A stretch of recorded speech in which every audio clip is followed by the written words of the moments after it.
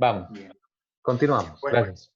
bueno, gracias. Nada, un poco retomando, ¿no? Estábamos hablando de la importancia de los cuidados, de la importancia de, como profesionales, tener en cuenta de que debemos de favorecer, tener los medios necesarios que como profesión es evidente que nos quedamos y que hemos tenido durante mucho tiempo y que ahora se queda reflejado de forma más clara la precariedad laboral a la que estamos sometidos los trabajadores y las trabajadoras sociales, ¿no?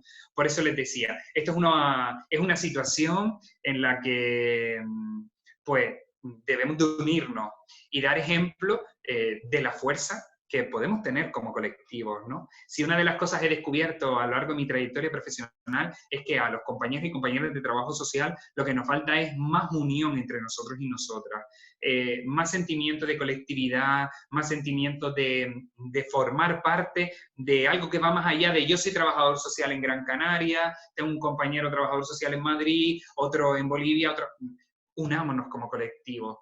Podemos generar estrategias entre todos y todas y sobre todo podemos visibilizar nuestra profesión, ¿no? Una de mis primeras experiencias laborales, cuando tuve la entrevista de trabajo, nunca se me va a olvidar que en la reunión, era para trabajar en una empresa, se encontraba el gerente de la empresa, la propietaria de la empresa, y cuando me reunieron me dijeron, yo no sé lo que es un trabajador social, yo no sé para qué sirve el trabajo social, te voy a contratar porque me obligan a hacerlo. Y entonces ahí, ¿qué me estaban diciendo? Ayúdanos a descubrir qué es el trabajo social. Entonces mi primer objetivo fue, van a amar el trabajo social, van a descubrir qué es el trabajo social. Y bueno, creo que ha ido bien porque 10 años después continúo trabajando allí. Y bueno, creo que tanto la dueña como el gerente saben lo que es ya trabajo social, aman el trabajo social y apuestan por el trabajo social. Tanto es así que ante esta situación de COVID, donde muchos compañeros y compañeras, por desgracia, de otras disciplinas no están trabajando, el trabajo social continúa en esa empresa presente, ¿no? Y desarrollando nuestra labor, ¿no? Bueno, no sé si hasta aquí alguna duda, algo que quieran compartir, que quieran comentar. Yo hablo mucho, ya se habrán dado cuenta, entonces, bueno, también que este sea un espacio de reflexión conjunta, ¿no? Bueno, pues si alguien quiere lanzar alguna pregunta, alguna reflexión, dejamos un poquito de tiempo, si les parece.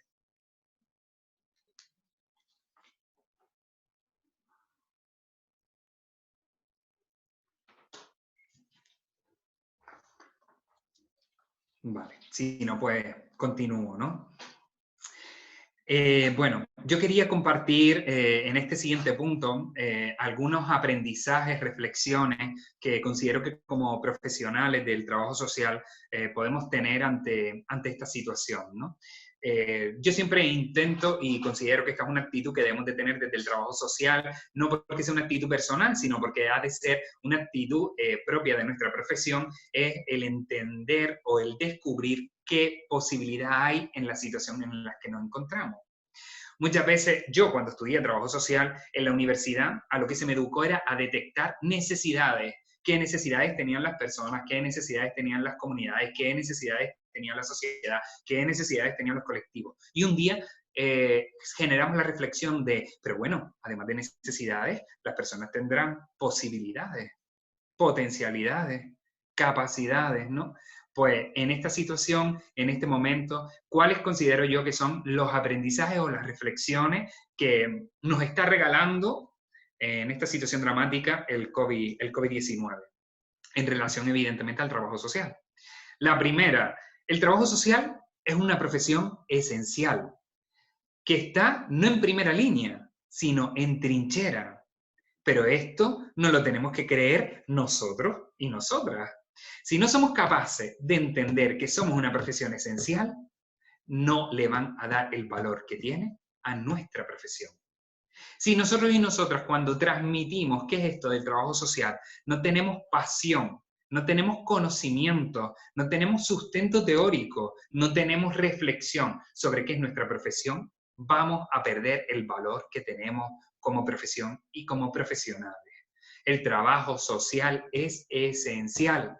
El trabajo social es en la trinchera.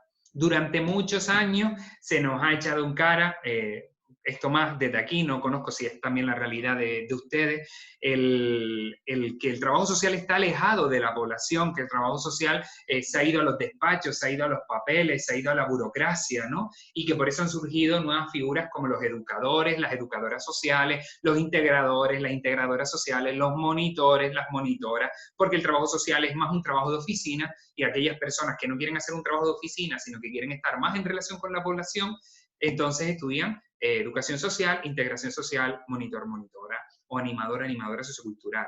Esto es algo contra lo que yo lucho diariamente. El trabajador social se hace, se curte en la calle y reflexiona y debate en los despachos, pero no solo, sino con compañeros, con compañeras, con la comunidad, con otros profesionales y otras profesionales, con las personas que forman parte de la comunidad, que no son profesionales y del ámbito social, pero que tienen sabiduría y que debemos escuchar y que debemos entender y que debemos de acompañarles e invitarles en nuestra reflexión. El trabajo social nace, se hace, se curte y se desarrolla en la trinchera. Aquellas personas que dejamos la trinchera por un despacho, nos equivocamos. Nos equivocamos. Es más cómodo estar aquí en mi casa con mis plantas, viendo un paisaje, con mi ordenador, con mi mesa, un café, agua, que muchas veces estar en la calle. Pero no nos podemos olvidar que si hemos elegido ser trabajadores y trabajadoras sociales es porque somos profesionales que queremos estar en el campo, en la intervención. Y que esa intervención nos tiene que llevar a la reflexión, y esa reflexión a la investigación, y esa investigación a dejar por escrito y constancia todo aquello que nosotros vemos en el día a día. Ese como punto primero y súper importante. Trabajo social es una profesión esencial de trinchera. Segundo aprendizaje. Los profesionales del trabajo social somos generadores y generadoras de cambio. Tenemos que trabajar para la transformación. Somos profesionales con un valor. ¿Cómo vivimos y ponemos en práctica nuestra profesión? ¿Somos profesionales que realmente buscamos el cambio? ¿O somos profesionales que nos adaptamos a las meras tramitaciones, burocracia y limitación al cumplimiento de la ley y de la normativa? ¿Realmente somos una profesión que busca el cambio en las personas, en las comunidades y por lo tanto la transformación? Pero es que les lanzo una pregunta más personal. ¿Realmente yo, en este caso Moisés, me preocupo por mi cambio y por mi transformación? Pregunta Carmen, ¿qué es lo que más le gusta de su desempeño como trabajador social? Pues justo esto, el entender que soy una profesión de cambio y de transformación, Carmen. Me parece que es importantísimo cuando acompañas a una persona y empiezas a ver los cambios que se dan, empiezas a ver las transformaciones que se producen en los contextos, en la persona, en su contexto más cercano, en un contexto un poco más allá del íntimo, la oportunidad que tenemos como profesionales de hacernos presentes con las personas para poder generar cambios y transformación, es para mí una de las cosas que más me gusta de nuestra profesión. El contacto con las personas.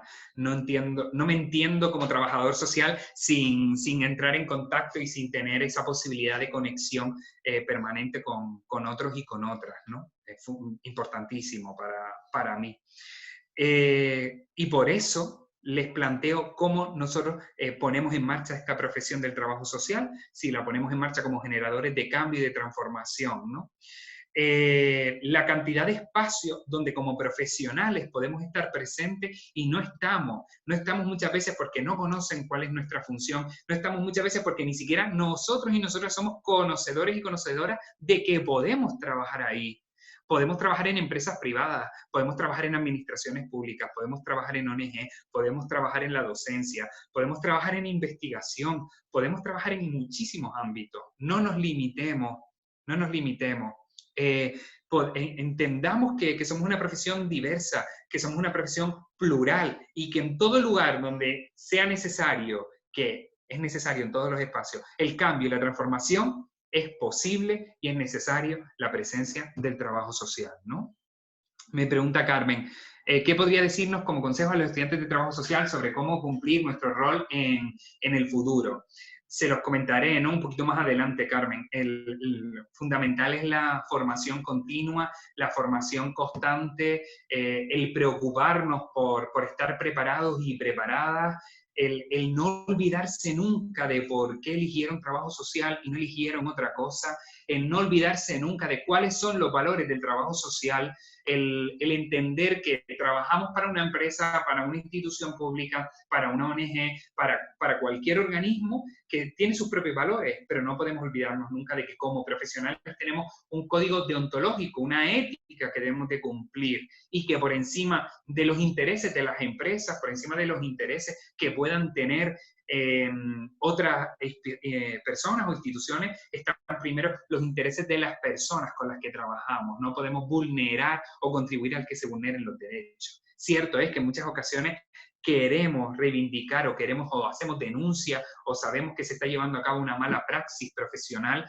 y lo único que podemos hacer es denunciar, pero bueno, ya eso es un paso importante, el denunciar, el visibilizar. Me parece que ya eso es la base del trabajo social, visibilizar y reivindicar, ¿no? Comenta Luis, Moisés, por eso es importante la primera impresión con el usuario, la empatía, capacidad de escucha, para posteriormente explicarle de la mejor manera posible. Las relaciones personales. El COVID-19, por ejemplo, en España, ha hecho que se aumenten los presupuestos de las administraciones para la contratación de trabajadores y trabajadoras sociales en los servicios públicos, Luis, pero para hacer atención telefónica y para tramitar prestaciones económicas. De hecho, cuando se va a contratar un compañero o una compañera, lo que se le pide es que tenga experiencia en la tramitación de prestaciones económicas de emergencia.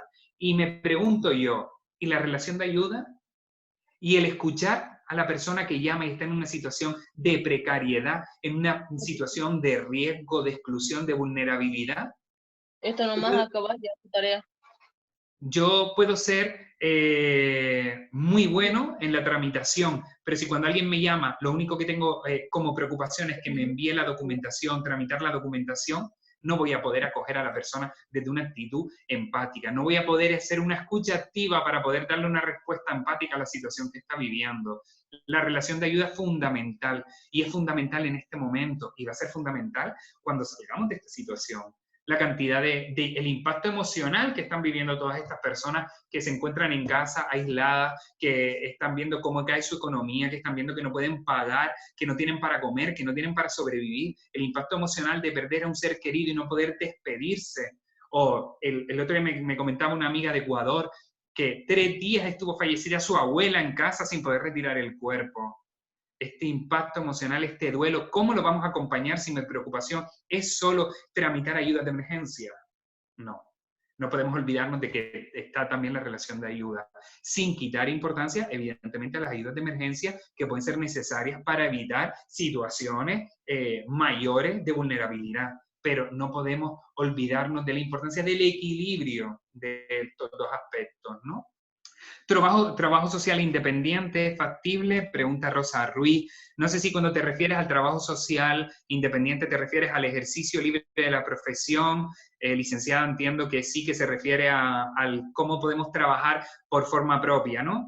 Es factible, yo lo llevo ejerciendo desde el año 2013, el ejercicio libre de la profesión, el trabajo social independiente, ofreciendo muchísimos servicios a empresas, intervenciones directas, elaboración de proyectos, formaciones a colectivos. He tenido la suerte de dentro de estos años presentar y ejecutar proyectos, como les decía, en El Salvador, en los centros educativos, trabajando debido al alto índice de violencia que hay allí, pues trabajar en las relaciones sanas, la importancia de la autoestima, la inteligencia emocional, la sexualidad. Hay un índice elevadísimo de mujeres embarazadas con una corta edad, la prevención de los embarazos no deseados, de una vivencia de la sexualidad, que no nos olvidemos de la diversidad sexual y de género. La sexualidad no es una, sino que hay diversidad de sexualidades.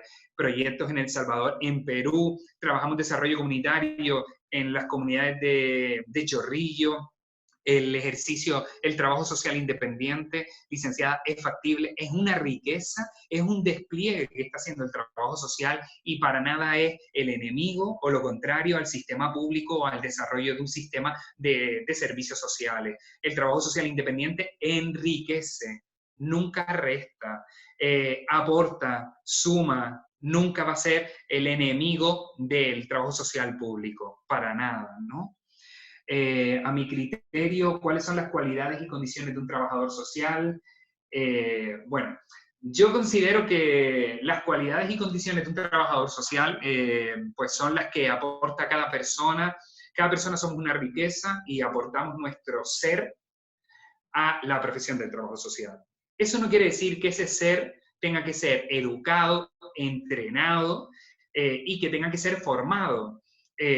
Yo considero que el trabajo social puede tener muchísimas cualidades y muchas condiciones y me es difícil, Carmen, poder concretarte, porque entiendo que dependiendo del colectivo con el que se trabaje, unas cualidades y unas condiciones van a ser más importantes o más necesarias que otras, ¿no? Sí que también considero que no todos los profesionales del trabajo social podemos trabajar en todos los ámbitos. Yo, por ejemplo, me considero incapaz de trabajar en el ámbito de la drogodependencia. En concreto, el trabajo directo con los hombres y las mujeres que están en una situación de adicción. Pues porque es un colectivo con el que a mí me cuesta poder llevar a cabo una labor profesional adecuada y correcta. Por eso es importante conocernos. Yo me conozco, sé dónde están mis límites, mis posibilidades, sé en cuáles son mis cualidades y por lo tanto también en eso tengo que ser honesto a la hora del desarrollo de mi ejercicio profesional. Considero que es fundamental el conocimiento personal que va a contribuir al desarrollo profesional. Si no tenemos un conocimiento de cómo somos, quiénes somos, lo que sentimos, cómo vamos a poder acompañar a personas en ese proceso de desarrollo personal.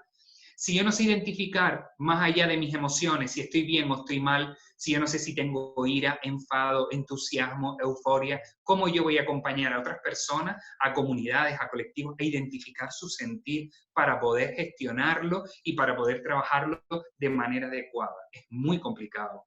Entonces, el desarrollo personal tiene que ser clave para poder garantizar el desarrollo profesional. Las cualidades se entrenan y por eso yo creo que una de las claves es la formación.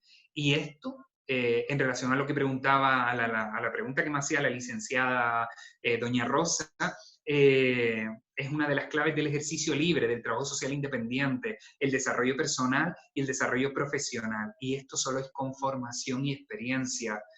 No podemos estudiar trabajo social, pensar que ya estamos preparados y preparadas para responder, atender, porque no es real. Yo terminé mis estudios de trabajo social en el año 2006. Estamos hablando ya de unos buenos años. Lo que yo estudié, lo que yo reflexioné, lo que yo debatí en la universidad me sirvió, pero no tiene nada que ver a lo que actualmente es necesario.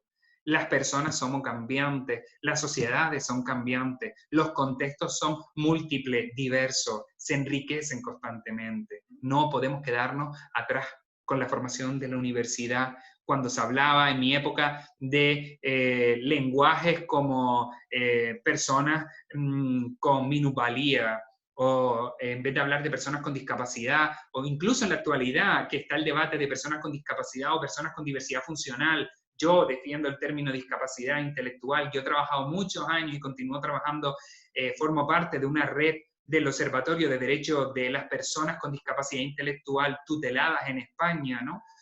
Un observatorio que vamos a velar e investigar por los derechos de esas personas tuteladas que están siendo vulnerados en la mayoría de las ocasiones, ¿no? ¿Por qué utilizar? Es importante que yo pueda tener la formación necesaria para argumentar el por qué utilizo discapacidad intelectual y no diversidad funcional. Para eso es fundamental, fundamental la formación, ¿no? Si no nos formamos como colectivo, nos empobrecemos como personas y por ende como profesionales, ¿no? Importante que lo tengamos en cuenta. Otra de las cosas que, a ver, dice, ¿usted cree que el progreso de la sociedad puede ser logrado por medio de hechos puros y por medio de una conducta buena y loable? Bueno, yo considero que el progreso de la sociedad puede ser logrado, José, en relación a lo que tú me planteas, por el trabajo y por el trabajo de lo comunitario, ¿no? Por potenciar lo comunitario frente a lo individual. Yo considero que sin duda las sociedades, los contextos, y lo tenemos en la historia, han ido avanzando cuando las comunidades hemos sido el verdadero significado de una comunidad. Un sentimiento de que todos y todas formamos parte de que pasamos de lo individual, de mi afectación, de mi realidad, a poner en común con el otro, con la otra, lo que estamos viviendo. Confío en la buena conducta de las personas, confío en los buenos hechos de las personas, pero no nos olvidemos que somos profesionales y que como profesionales no debemos de poner todo en base a la buena actitud, buena predisposición, buena conducta o buena apariencia que puedan tener las personas. Somos profesionales que trabajamos con criterios técnicos, con una metodología, con unos modelos de intervención. No podemos dejar que la buena voluntad haga el trabajo de unos profesionales. Yo en muchos ámbitos de trabajo me encuentro con compañeros y con compañeras que me dicen, yo soy como el trabajador social porque a mí todo el mundo me cuenta sus problemas. Error. Si nuestro trabajo fuera solamente escuchar problemas, pues entonces posiblemente seríamos voluntarios y voluntarias con buena acción, con buena fe. Pero nuestro trabajo es escuchar la realidad de la persona, no solo problemas, para poder llevar a cabo intervenciones que generen cambios y transformaciones. Si nuestros entornos y nuestros contextos nos ven como profesión que lo único que hace es escuchar problemas y decirle a la gente, ánimo, no se preocupe, esto va a salir adelante, siga luchando, con la buena voluntad, no. Somos profesionales y debemos hablar con una metodología, con un rigor importante.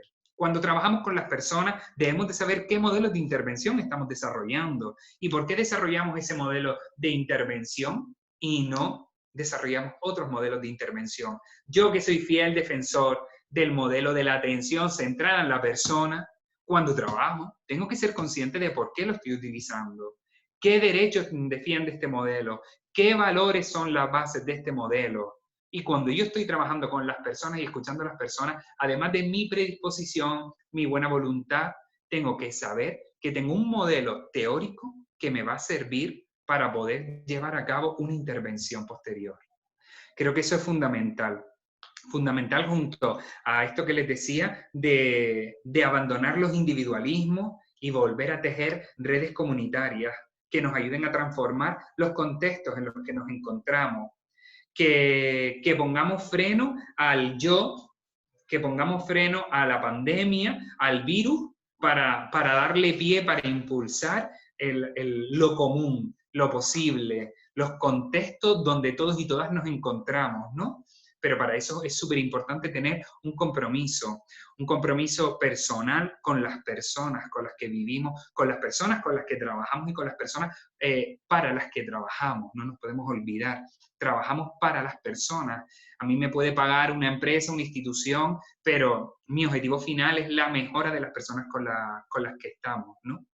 Tenemos que tener en cuenta también en esta situación en la que estamos y en relación a lo que ustedes no me han ido planteando en las cuestiones y en las preguntas que han ido realizando, que ante cualquier amenaza mínima de inestabilidad social o una situación que empiece a haber la necesidad de un reajuste, de una reestructuración social, económica, como la que tenemos en la actualidad, ¿no? En todos los países se habla de bien una situación precaria económica, una situación de vulneración de derechos, una situación de inestabilidad. Las personas que van a estar más afectadas son siempre, como vengo diciendo, y no me cansaré de decirlo, los colectivos más vulnerables. Y aquí quiero hacer especial hincapié porque dentro de los vulnerables son siempre las más vulnerables, es la brecha de género. No podemos ser trabajadores y trabajadoras sociales del siglo XXI sin tener una perspectiva de género inyectada en nuestros genes y en el ejercicio de nuestra profesión. Porque podemos entender que si hay colectivos que son vulnerables, si hay colectivos que se van a ver afectados por esta situación actual que nos encontremos y las consecuencias que van a venir después, no podemos olvidarnos que siempre la historia nos lo dice, la historia nos lo avala, es las mujeres las que se ven más afectadas por estas situaciones, ¿no? La brecha de género ya se hace presente ahora, hoy, ¿no? en estos días donde en España se comienza a hablar de la desescalada, hoy iniciamos la fase cero, ya podemos salir a hacer algo de deporte, ya podemos encontrarnos en algunos espacios, se puede ir a la peluquería, se puede ir a algunas cafeterías, con una serie de medidas. En ese momento en el que nos encontramos, se habla poco de quién va a llevar a cabo los cuidados en la familia. Esos niños y esas niñas que no van a poder ir al sistema escolar porque ya está suspendido hasta el mes de septiembre, ¿quién los va a cuidar? ¿Quiénes son las personas que van a atender a esos niños y esas niñas? Esas personas mayores que han tenido que dejar de acudir a su centro de día, a su centro de rehabilitación, a su centro de atención, que ahora permanecen en domicilio, ¿quiénes son las personas que van a atender a esas personas mayores? ¿Quiénes son las personas que se van a encargar de aquellas que se encuentran en una situación de dependencia y que no pueden tener su rutina habitual de estimulación física, estimulación cognitiva en centros fuera de su hogar? Todas esas personas que se van a encontrar y que van a estar en casa, que ya están en casa, que van a necesitar de cuidados, que van a necesitar de ayuda, que van a necesitar de servicio, van a ser atendidos ¿por quién? Pues van a ser atendidos por el colectivo femenino, por el colectivo de mujeres. Entonces, la vuelta a años atrás, donde los cuidados vuelvan a estar en manos de la mujer, nos lleva no solo a tener en cuenta de que esta es una cuestión de género, sino que estamos haciendo que se entiendan que los cuidados no tienen valor, que esa cultura del cuidado no es significativa, que lo significativo es generar dinero, que lo significativo es salir a trabajar, que esa necesidad o ese bien común de entendernos todos y todas como personas que necesitamos y que prestamos cuidado, se debe de poner en valor. Como profesión debemos de luchar por esto, ¿no? Es una oportunidad para educar e invitar a que los cuidados sean de todas y de todos. Que los cuidados que sean una oportunidad para expresar la parte emocional, para el desarrollo de los afectos, para compartir tiempo y sobre todo para darnos la posibilidad de sentir con otros y con otras, vibrar. Esto es como un instrumento de cuerda, tocas una cuerda y vibra el instrumento. Pues lo mismo, el cuidado tiene que ser como ese tocar esa cuerda que hace que vibre el resto, ¿no? Me pregunta por ahí Elena Guerra, buenas tardes, soy una alumna a punto de terminar segundo bachillerato y tengo una duda de cara a mi futuro profesional, ya que no tengo muy claro el papel del trabajador social a diferencia del educador social. ¿Podría explicar en qué consiste cada profesión? Bueno, yo creo que son profesiones que son diferentes, complementarias, ¿no? No podemos olvidar que el trabajo social es una profesión, siempre voy a hablar bajo mi criterio y mi experiencia profesional, ¿no? El trabajo social es una profesión que para mí me genera, busca el cambio, la transformación, partiendo de todas y cada una de las personas para conseguir un contexto comunitario, como estábamos hablando antes, más igualitario, con respeto a los derechos, sin colectivos o sin personas en situación de exclusión o en situación de vulnerabilidad. La educación social es una disciplina que está enfocada al ámbito educativo, sobre todo, ¿no? No quiere decir que desde el trabajo social no se lleva a cabo, Elena, actitudes pedagógicas. Yo no puedo entender mi labor como profesional del trabajo social sin la pedagogía, es fundamental, ¿no? Pero cierto es que a nivel de educadores sociales, la intervención es siempre una intervención mucho más encaminada al desarrollo de herramientas y puesta en marcha de bases pedagógicas que favorezcan también pues, la transformación de las personas. Yo creo que un error que hemos cometido es la diversificación de los perfiles profesionales. La diversificación es una riqueza, la diversificación es una oportunidad, pero muchas veces hace que nos perdamos y finalmente no se lleva a cabo una intervención, ¿no? Eso no me corresponde a mí, eso corresponde a los educadores o las educadoras sociales. O entremos en luchas de profesiones. El trabajador social le está quitando lugar al educador o la educadora social, o al contrario, ¿no? No se trata de competir, se trata de sumar, se trata de generar posibilidades. Siempre he trabajado en equipo, siempre. De hecho, hoy en día en mi gabinete de trabajo social y en Social Good, que es otra empresa en la que soy responsable, tengo perfiles diversos, psicólogos, psicólogas, trabajadores, trabajadoras sociales, integradores, integradores sociales, educadores, educadoras sociales. Considero que cada uno y cada una podemos aportar. para mí la diferencia fundamental es que la educación social está más dirigida como base teórica desde la pedagogía, y el trabajo social abarca unos modelos y unas bases mucho más amplias que las que puede ser la educación social. Que no estoy hablando de ámbitos de intervención, sino quizás de modelos y métodos de intervención. No sé si te ha aclarado un poco con eso o te he liado más. Si no, me puedes preguntar si necesitas alguna aclaración. ¿Con qué dilemas éticos se enfrentan con mayor frecuencia? Pues constantemente y diariamente, ¿no? Trabajamos con personas, cada persona nos genera interrogantes, cuestionamientos y dilemas. Considero que es una de las riquezas de nuestra profesión, pero también es una de las cosas, uno de los espacios donde más energía gastamos en reflexionar sobre cuáles son esos dilemas éticos o no. Yo tengo la suerte de poder trabajar en diferentes campos, como les decía, en el ámbito de personas con discapacidad, en el ámbito de personas mayores, en el ámbito de personas de atención a la dependencia, igualdad, menores, juventud. Y cada ámbito te plantea unos dilemas éticos diferentes. Persona mayor que se quiere morir, que no quiere vivir, que tiene una secuela de un accidente cerebrovascular, que queda en una situación de dependencia donde necesita ayuda para poder hacer lo más básico, comer, bañarse, vestirse, y que manifiesta su voluntad de no querer continuar viviendo. Pero desde el ámbito sanitario, siempre la premisa es la apuesta por la vida. Y una persona que se niega a comer y entonces se le hace técnicas invasivas como una gastro para poder dar alimentación por una vía que no es la oral, o personas que están constantemente en un deterioro muy, muy grande, hablo de ámbito hospitalario, con un deterioro de salud muy importante y que se encuentran en una situación muy grave de salud, que entran en unos procesos muy delicados, muy delicados, muy delicados, pero que ante esa situación, desde la parte más sanitaria, se le aplican una serie de tratamientos invasivos que lo que hacen es que, ¡pum!, nuevamente vuelva, para otra vez a los 15 días volver a la situación de partida. ¿Hasta qué punto eso es ético o no? ¿Hasta qué punto yo tengo que decidir sobre la vida de las personas o no? A nivel de uno de los dilemas más importantes o un ámbito que me ha planteado los mayores dilemas a nivel profesional es el ámbito de la discapacidad intelectual. En mi proceso de trabajo ahí tuve la oportunidad de conocer a una chica transexual con discapacidad intelectual.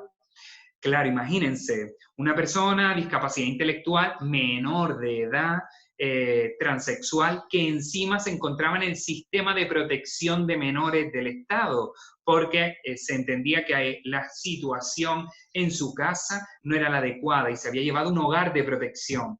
En el hogar de protección se le obligaba a llamarle por un nombre que se le había asignado con el que ella no se sentía identificada, le obligaban a vestir con vestimenta masculina, le obligaban a llevar a cabo una vida que no era lo que ella sentía, ¿no? Y cuando empezamos a trabajar con ella, todo el mundo cuestionaba que es que no sabía lo que quería porque tenía discapacidad intelectual. No sabían lo que quería el entorno. Ella tenía muy claro quién era, quién es y lo que quería. Lo que pasa es que el entorno no tenía ni la formación, ni el valor, ni los conocimientos suficientes para poder atender esa realidad. Y ante el miedo muchas veces lo que hacemos es huir. Y huimos de la forma más fácil, no tienen la capacidad. Quitamos capacidades a las personas para no decir que la persona que no tiene capacidad es el profesional. Si yo no tengo la formación necesaria, es más honesto que yo diga, yo no puedo intervenir aquí, yo no puedo trabajar aquí, porque yo no tengo la capacidad, la formación o los conocimientos necesarios. Pero es más fácil decir que es la persona quien no lo tiene, a que soy yo, el profesional. Eso es un dilema. Las faltas de capacidades están en las personas, solo, o también están en nosotros y nosotras como profesionales, ¿no?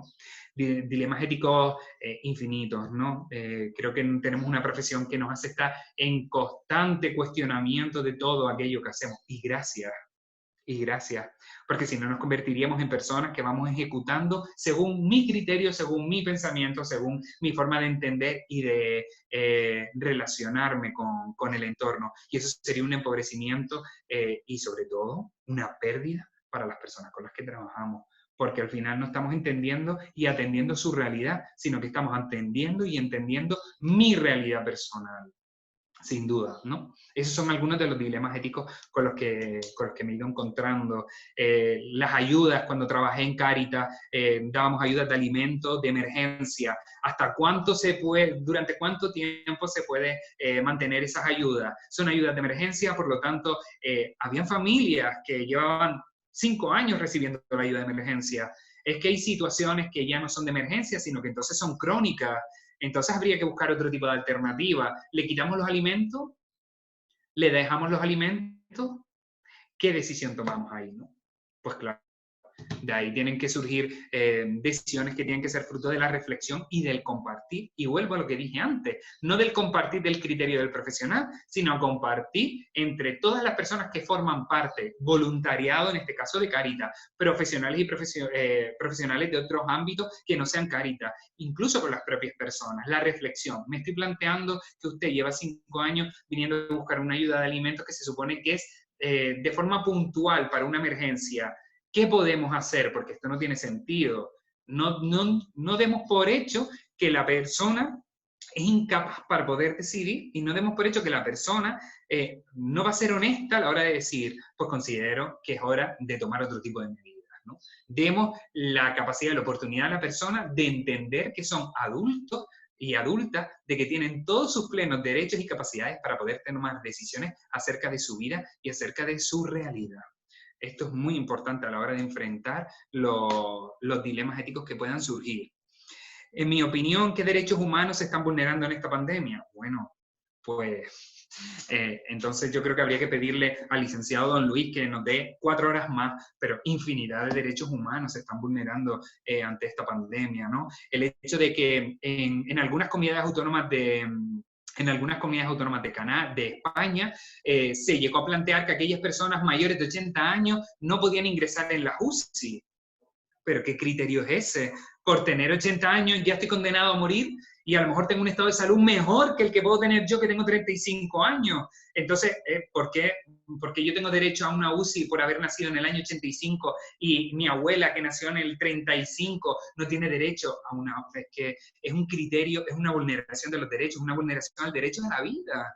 El que se está ejecutando, imposible que podamos permitir o podamos tolerar esto, ¿no? El derecho a familias que están viviendo en espacios confinados, viviendas de 40, 50 metros cuadrados donde viven 10 personas, es una locura, ¿no? En la realidad en España no es la realidad que he podido ver en muchas zonas, a lo mejor de algunos países latinoamericanos, donde sobre todo en aquellas poblaciones fuera de las grandes ciudades, donde las casas tienen un pequeño terreno. Aquí la mayoría de la población viven en edificios, en grandes comunidades, donde los balcones prácticamente son inexistentes. Entonces, la vulneración al derecho de poder tener un espacio donde tomar el aire, donde poder tener mi intimidad, donde poder tener un momento de tranquilidad conmigo mismo, conmigo misma, ¿no?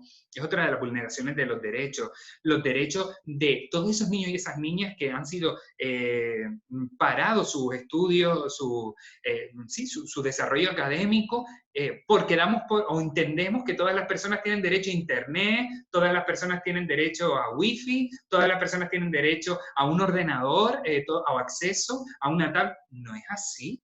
Hay mucha población estudiantil que no tiene ni tablet, ni ordenadores, ni conexión wifi, que no puede ir a una biblioteca, no puede ir a ningún otro espacio para poder conectarse. ¿Cómo pueden continuar sus estudios? Vulneración de los derechos. Derecho a tener un estudio, una formación, derecho a una educación, ¿no? Porque entendemos que ya eso, hoy en día todo el mundo tiene internet. No podemos dar por hecho. Las personas que viven en la calle, vulneración de sus derechos, pues ahora tienen que irse a un espacio concreto, obligados y obligadas. No podemos olvidarnos de que hay muchas personas que viven en la calle porque lo han decidido, porque así lo han querido, y tenemos que respetarnos siempre y cuando no se ponga en peligro su vida o siempre y cuando la decisión sea de forma consciente y voluntaria. Pues no, todas tienen que ir a un espacio, compartir un mismo espacio, compartir Disculpa, unos horarios. Sí, Moisés. Mil cortamos. disculpas. Sí, estamos en el, Mm. en el tiempo, pero nos conectamos inmediatamente, como hace un minuto. Por Venga, favor. perfecto. Vamos a Gracias. ello. Nada, ustedes.